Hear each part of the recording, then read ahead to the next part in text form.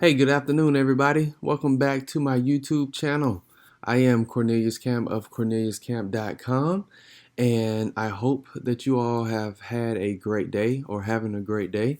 I hope everyone is doing well. Today's video is going to focus more towards the first-time home buyers, but it also can relate if you are on your second or third home. It's basically just a checklist of things that you want to look for when you're purchasing a home. Um, these Purchasing a home is going to be the most expensive thing that you spend your money on, if not at the particular moment, uh, but in the near future. Um, so it can be very, very exciting. It can be very, very happy. It could be very, very nerve-wracking, and it could be very, very stressful. Okay.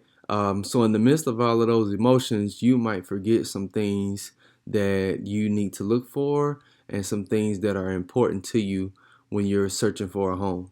Okay. When you're searching for a home, you want to make sure that this is a place where you're going to be able to stay at least 5 years. And some people look for a home where they can go ahead and just raise a family and be there for 15, 20, 25 years. Okay. So these are some key things that you need to look for. This is a checklist that I created and I give to my clients as they're, searching and as I'm finding properties for them in the beginning stages of looking for their home. Okay. I'm going to just kind of go through it pretty quickly, but if you want this checklist, you can easily let me know in the comment space. Leave me your name and your email, and I'll be happy to send it to you. Or you can contact me through my social media contacts that will be in the description box below, and I'll get it to you that way. Okay, so let's get started. The first thing that you want to consider is that you want to figure out which city or which neighborhood that you want to live in. Okay, um, the top three words that we use in real estate is location, location, location. That's what drives real estate. That's what drives the price. That's what drives the popularity. That's what drives people to want to continue to build and people that want to sell. Okay, it's all about location. That's the main thing. That's the name of the game. So selecting a neighborhood or a city is very, very important. If you're going for a neighborhood or a city, do you want to get something that's family friendly? Okay. Do you want to be near a playground? If you have children, do you want to be near your children's school? If you plan on having a child, do you want to be set yourself up to be near a school that that child may potentially go to? Do you not plan on having any kids? Is it just you by yourself, or is it just you and your spouse? You might not want to deal with the traffic and the noise of being near a school or being near a playground. Okay, those things has its advantages and disadvantages. Even if you don't have kids, do you have nieces and nephews or little cousins that may come over to visit you? And taking them to a playground might be something that you can do to let them burn off that energy. Those are things to consider. If you live in a city or a state that's near a body of water, like we do in Chicago, do you want to live near the lake? Living in the lake has its advantages. You can bike along the lake path, you can go for a run, you can rollerblade. But one negative thing about it is that in the wintertime, the people near the lake are always the ones that get the most snow. They get snowed in. It can get really ugly if we have, like, 10 to 12 inches of snow if you're near the lake. Okay, so those are things to consider. Where do you work? Do you work downtown? Does your place have parking?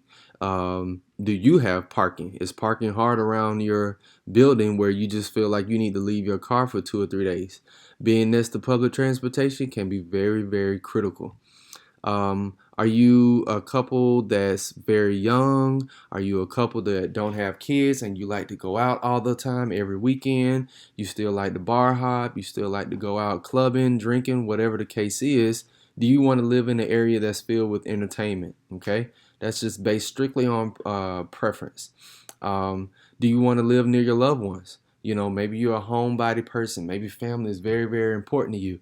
So instead of you moving out of your parents' house to another city or another state, you end up buying a house that's about 10 minutes away from 'em so that they can easily access you and you can access them. Okay.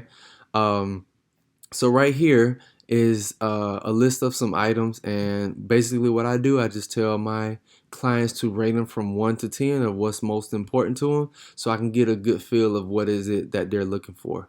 I mean, anything from community centers to houses of worship. If you are big in religion, then that's something that might be important to you. Whatever the case is, okay, that's what I have my clients kind of look for. Then the next thing I want you to do is, or I want my clients to do, is that when they figure out the neighborhood, what features do they want in their particular house? What type of house are you looking for? Are you looking for a single family home, townhome, condo? All three of these items are great, but all three of them have their positives and their negatives. If you're in a single family home, you don't have to worry about an association. If you're in a townhome, you probably have a lot more space than a condo. And obviously a townhome actually feels like a home. So it's just your preference. What exactly is it that you're looking for? But when you find that place, do you need a spacious dining room? Do you need an open concept?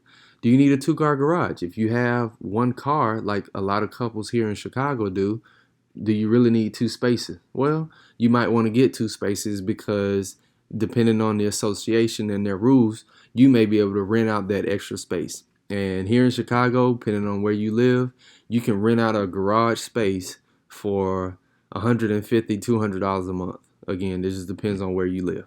Okay. Do you want to relax in front of a fireplace? Do you need a backyard where you can let your dogs run around? If you have a puppy, take my advice, you will need a backyard. You will need some type of space so that they can run and work off all of that energy. If you have an older dog that's kind of, in this chill mode, relaxed, don't feel like doing anything, you don't really need it that much. Um, do you have to have laundry in your unit? I sold a place a couple of months ago, and the person actually liked the fact that they didn't have laundry in their actual unit. They did not mind it going down into the basement to do it. The laundry kind of freed up a little bit more closet space, and they were cool with that. So some people are cool with it, some people are not. Again, it's all about preference. Okay. Some things to think about. Do you want new construction on your home, or do you want a fixer-upper? Some people are not okay because you don't know what exactly went on as people were rehabbing. Did they take shortcuts? Did they, do it very, very fast? Did they put any type of loving in it? Did they go cheap? Who knows what happened during the rehab, but in new construction, you can almost guarantee that everything is going to turn out okay. All right. Do you want to stay, if you're looking at a condo, do you want to stay in a building that has recreation facilities, a pool, and a gym? Those are going to be mostly your sky rises or your high rises, the ones that might have, maybe 15 units or more. Or you can live in like a 3 flat or a 2 flat. The building that I live in is a Greystone building, and it is kind of looks like a 3 flat, but we actually have units on each side, so it turns out to be 9 units, and we have a coach house in the back. But what I'm getting to is that our building is not made to hold a recreation facility, a pool, or a gym of any of that nature. Most of them are not. Again, when you're going to find amenities like that, you're going to be looking at the high rises or mid rises and things of that nature. Okay.